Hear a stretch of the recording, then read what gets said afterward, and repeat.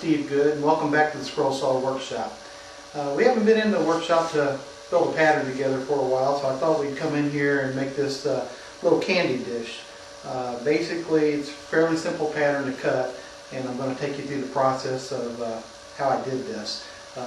When you get a close-up here, you'll see that I've cut this bowl on a little bit of a bevel, which is what gives it its nice shape, and I've used the router to cut a little foot into it. So with that said, we'll do a close-up here so you can get a good look at it, and then we'll begin to put it together. Here's a nice close-up of the little candy dish we're going to build today, and a couple of the features I want to show you is that it's cut on a bit of an angle to give it a nice shape, and on the bottom of this bowl I've used a router to cut a little bit of a foot around it, so when it's sitting down it looks like it's kind of sitting off the table a little bit, which gives it a nice shadow line at the bottom of the bowl. In the one that I'm going to build here in the video, I think I'll make a couple of changes. I believe I'll go ahead and laminate a piece around the top to give it a little more depth. This will probably tax the cutting depth of my scroll saw, so depending on what your depth of cut is on your scroll saw, you may have to modify this a little bit. But basically I'm going to take the same wood in this case, which is a Peruvian walnut, and I'm going to laminate it to the top before we cut it. And pretty simple project. Should be able to make this in one afternoon fairly easily. In this case I've used just some inexpensive pine for the bowl because I really like the pattern of the pine, and again I used the Peruvian walnut on the bottom. Alright, here's what we're going to need to put this project together. Again, I've chosen a piece of 1-inch pine for the main body of the bowl. I've gone ahead and laminated a piece that's a little thicker than a 1/4 inch to the pine, and it's Peruvian walnut. You just want something that contrasts a little bit with the pine. And we'll go ahead and, after you get this laminated up and let it dry, we'll go ahead and mount the pattern to this, and this will be the top of the bowl where the Peruvian walnut is. You'll also need another scrap of contrasting wood. Again, I'm using the Peruvian walnut, and we'll cut this out at the end once we get the interior of the bowl cut out.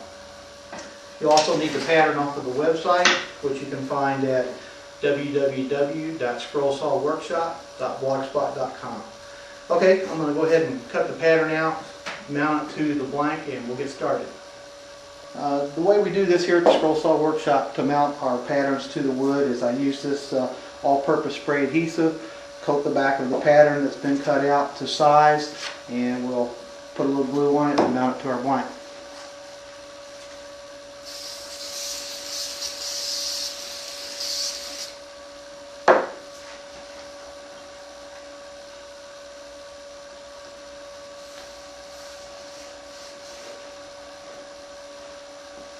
If you followed any of the other videos here on the Scroll Saw Workshop, you'll know that I always treat my laminated pattern or glued on pattern with box tape. Again, this makes the pattern easier to cut, and the actual glue on the tape actually lubricates the blade a little bit while you're cutting, and it prevents burning, especially on some woods like cherry, and in this case this Peruvian walnut is real prone to burn. So I'm going to go ahead and completely cover this pattern with clear box tape.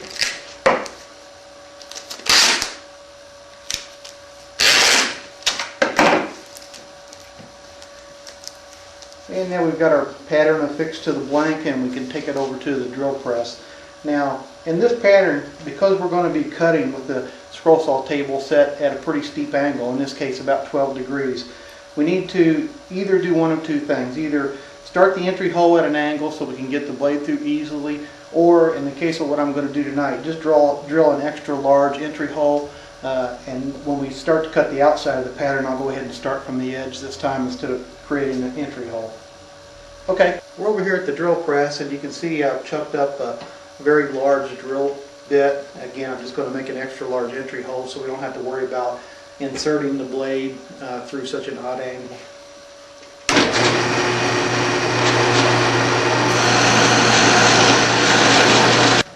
I'm over here at the scroll saw now, and a couple things I want to show you.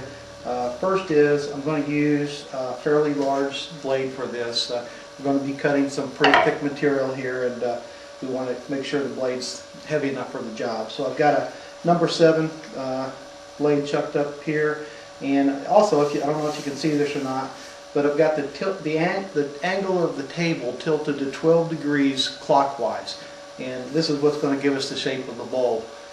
So go ahead and adjust the tilt of your table to 12 degrees, and we'll go ahead and put this blade through our entry hole and make the interior cut. And you can see with the really large entry hole, I'm able to get the blade through even though the table's sitting at a pretty odd angle without too much trouble. And we are definitely going to test the depth cut of this saw. It's going to be kind of tight once we get this cut and go ahead and laminate up the bottom to this bowl. We're going to be right at the very limits of what this saw can cut. So you may have to adjust this blank a little bit depending on your saw. And let's go ahead and get started and make a couple cuts here.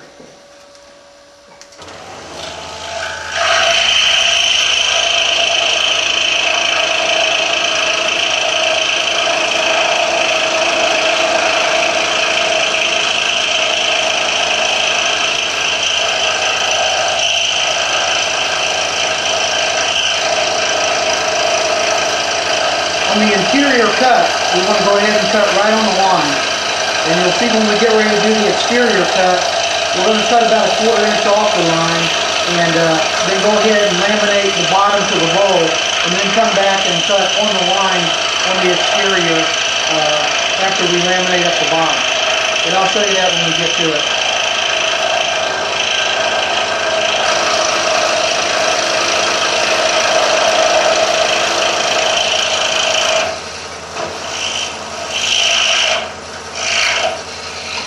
Okay, we've finished the interior cut.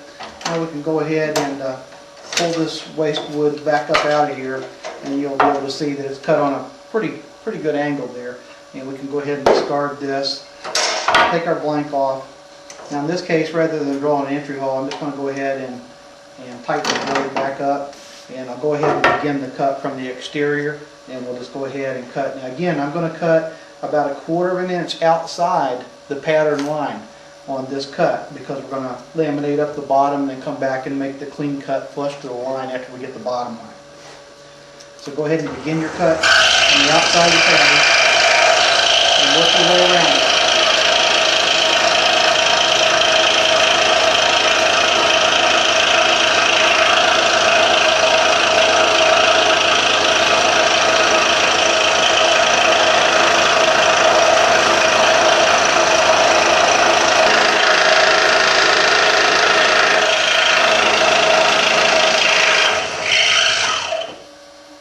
Okay, finished the rough exterior cut. We can go ahead and remove the rough shape of the bowl from the blank. And now what we're going to do is we're going to take this back over to the workbench, go ahead and glue up the bottom onto here, and then we'll come back and cut it again to the pattern line. I'm going to go ahead and zoom in here real close, hopefully so I can give you a better look at what I'm talking about by cutting it rough the first time. And I don't know how well you'll be able to see these pattern lines. Let me get it back here in the light a little bit. If you can see on the exterior, I've cut, this is the pattern line right here, and I've cut about a 1/4 inch oversized on this bowl. And now what we'll do is we'll go back to the workbench and glue on the bottom, and then we'll come back and cut to the line, and that way the bottom will be cut flush with the exterior of the bowl, and we'll have a lot less sanding to do.